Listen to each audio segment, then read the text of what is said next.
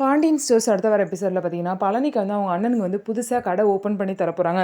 இந்த விஷயத்த பழனி பார்த்தீங்கன்னா, தயங்கிக்கிட்டே அவங்க மச்சான்கிட்டயும், அக்காகிட்டயும் சொல்லாமயே இருப்பாங்க. ஆனா பார்த்தீங்க அப்படின்னா, பழனியோட அம்மா பார்த்தீங்கன்னா, பாண்டியனையும், கோமதியும் தனியா சந்திச்சு இந்த விஷயத்த சொல்லிருவாங்க. இந்த விஷயத்த கேள்விப்பட்டோனே கோமதி பார்த்தீங்கன்னா, "உனக்கு வந்து தனியா நீ தொழில் தொடங்க போறன்னா, எங்களுக்கு சந்தோஷம் தான்டா. அதுல எங்களுக்கு என்ன வருத்தம் இருக்க போது? நீ எதுக்கு இத எங்கள்ட்ட சொல்ல தயங்குற?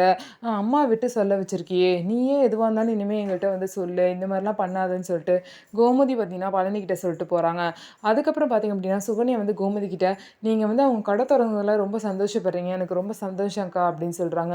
"எனக்கு அவன் வளர்ந்தா எனக்கு நல்லது தான். எனக்கு சந்தோஷம் தான்டி" அப்படின்னு சொல்லிட்டு கோமதியும் சொல்றாங்க. ஆனா பார்த்தீங்கன்னா, சுகன்யா வந்து, "எல்லாம் சரிக்கா. கடை தொடங்குனதுக்கப்புறம் அந்த வீட்டோட ஏதோ பிரச்சனை அப்படின்னா, கடைய இழுத்து மூடிட்டு இங்க வந்துருடான்னு சொல்லிற மாட்டீங்களா?" அப்படின்னு சொல்லிட்டு சுகன்யா கேட்குறாங்க.